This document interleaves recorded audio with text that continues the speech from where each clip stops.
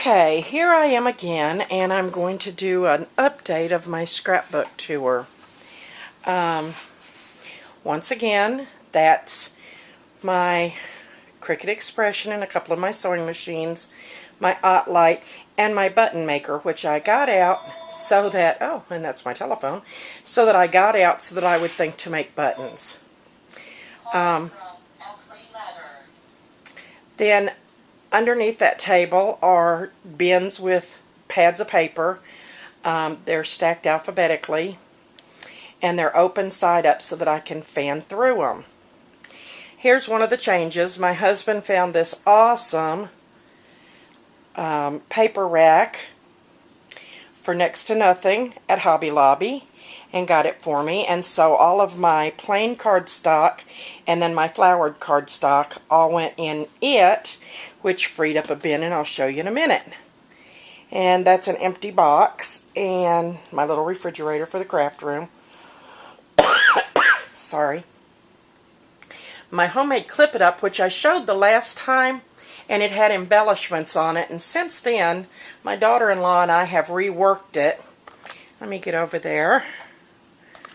Well, I keep locking my brake. Okay, there we go. What I did was I have tried multiple storages for my clear stamps, including the really cute baseball card. I'm trying to get away so you can see it. Baseball card sheets that kids put their baseball card collections in.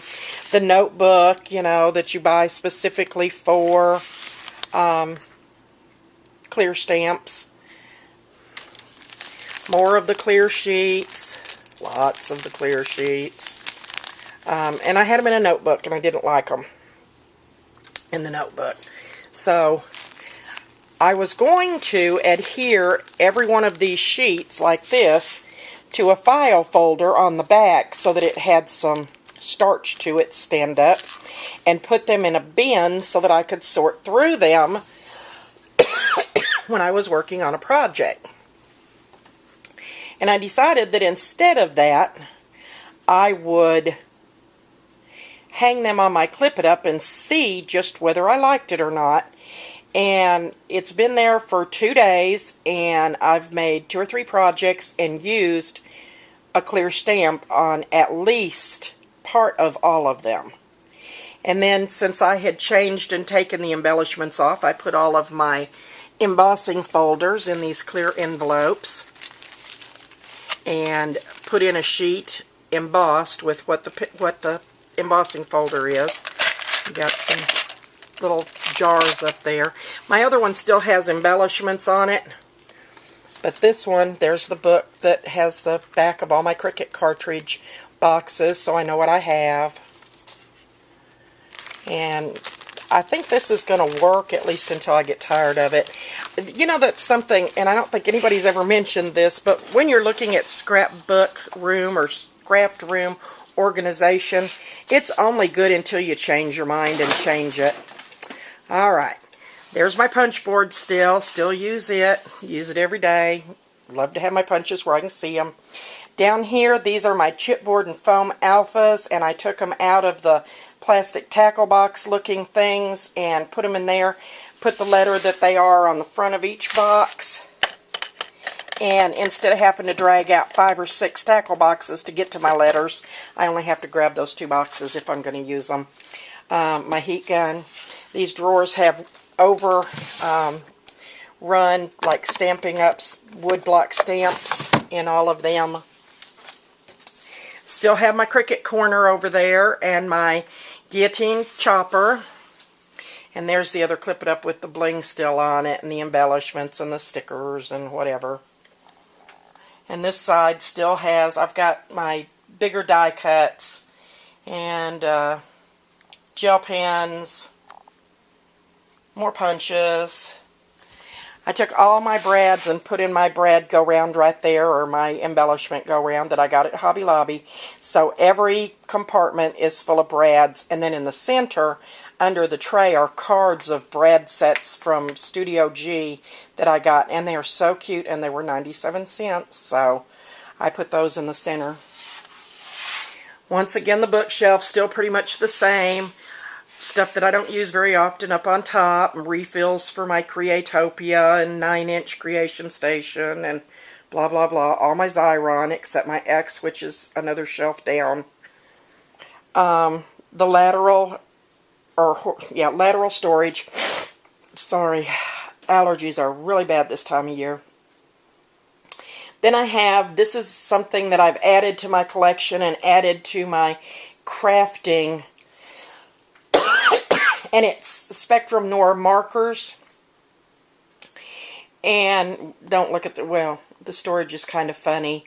I wanted something to separate them. I had a box that I created, and the first time my daughter-in-law picked it up, it fell over and all the markers fell out, and I felt bad for her. And so I did this, which will at least stop that from happening until I can make one of the foam board cubes, and I've already bought the foam board for it. Then all my inks, I moved over and put in these almost all my inks. That's all my Studio Gs. This is my dye inks. This is my pigment inks. All right there. And then these are my mica powders and one thing of flocking. Tinsel. And my leftover Stickles and other brand besides Stickle glitter paint, chalk, and some chalk ink. And in this box I have all my Stickles and Perfect Pearls all resting upside down, my X.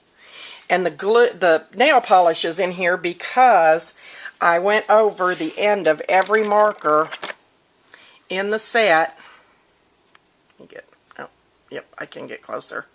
All those numbers, somebody mentioned in one of the blogs that they rub off after a while, and so I took clear nail polish and went over the numbers on every marker so that they didn't, because I like the numbers on them. Some projects that I've completed. My small stacks of paper. And there's the tackle boxes that I had my alpha numos in, or numerals in. And now they have bottle caps in one, markers and colored pencils in the other, and thread for my sewing machine in one. There's a box for my gypsy. There's some more punches in that box and a 3-hole punch. Some black vinyl. Let me cover you up.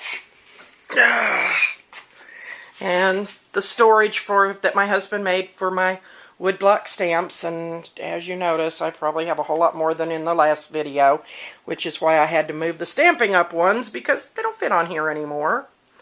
And it's not all my fault. My husband goes to the store with me, and he says, "Oh, honey, I think you should get this stamp," and so I do, and the rest is history. Okay, back around. There's the bookshelves. And then I got my daughter-in-law this 10-drawer cart at Walmart. It's on wheels. It was $30, and I loved her so much when I put it together that I got me one. And so we both have one that we can put our stuff in and be happy with how we got it, and she doesn't have to pack her stuff up all the time anymore. And right over there on the bookshelves, although I said I would never do it, I did take like 6 or 8 shelves, I guess, and my husband went and bought me these Tupperware-like bins, and they're all in alphabetical order, and that's where the bling that came off that one Clip It Up, that's where it went. There's some stuff that I've made, some mini albums and a matchbook album. Some more, the boxes, the square boxes have like boy, girl, baby, and party embellishments. So it's by themes. There's my Big Shot and my Cuddle Bug. I don't guess you can see the Big Shot, but it is there. See? It's hiding. And coming around, those are books. My tripod in the corner, which of course I'm not using. And then all the bins and baskets, ribbon, bling that's not in packages, that's loose. And I bought some cute little containers from Oriental Trading and put them in that.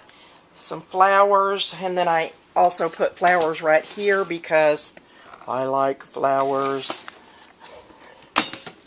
And more flowers. My daughter-in-law says we have plenty of flowers.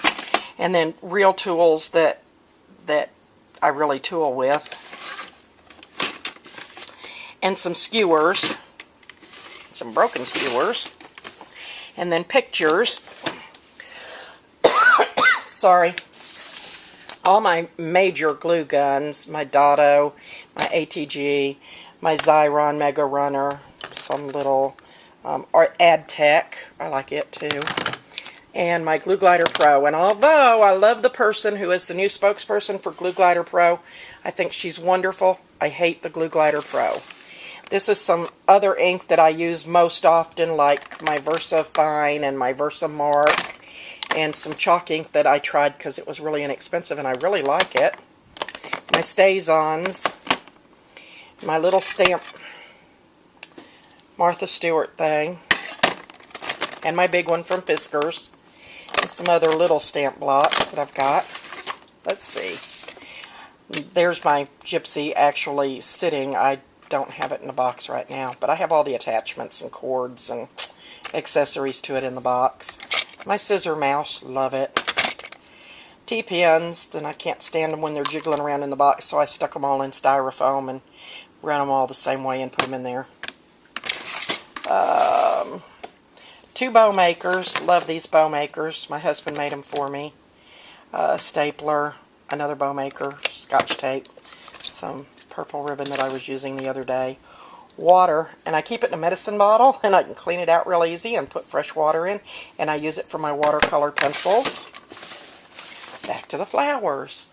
And over there on the bottom, some foil and parchment paper and wax paper. Another basket of punches. Some flocking that I put in a bigger dish, and if anybody out there has had the problem with Recollections flocking being all balled up, is the best way I can describe it. It's not loose like embossing powder, you know. It's all glumped up in clumps, and I ran it through the blender, and that really didn't help anything, including my lungs, because I breathed a bunch of it in. But anyway, if somebody knows how to get flocking powder unclumped, I really would love to hear from you. And back up to the top, there's my TV and my DVD and DVR and VCR, and there's embossing powders and some cards that I've already made and put in a basket, and just the same old miscellaneous that was there before. I don't think you can see it, but my cinches back there. Anyway, there it is. The new tour. That's my binder of spellbinders and nestabilities and stuff right there. And that's a project I'm working on with my mother's old button collection. And there's the paper again. And the bin that I had left over, and I think this works for me really well, is it's still got all the hanging folders in it. And what I do is I put my leftover pieces. It's my scrap paper from every project, and I keep it right beside my desk, right beside where I sit, and I go to it first. And if I don't have a piece big enough or a piece the color I want, then I go to my cardstock or my printed stuff, and it's got my watercolor paper in it, and acrylic, and 8.5 by 11, and some more sleeves for stamps, and some kits. But I keep this right next to my chair so that I go to it first. And in the very first one, I've got like acrylics pieces that have, you know, been taken off a sheet of acrylic and are ready for a project, but they're just not, they're just smaller pieces. Anyway, if anybody has a question to my an answer to my flocking question, I'd love to hear from you. And I hope you enjoyed this, and I'll post it here in just a little while. Thank you for joining Miss Scrappy in her scrap room. Bye.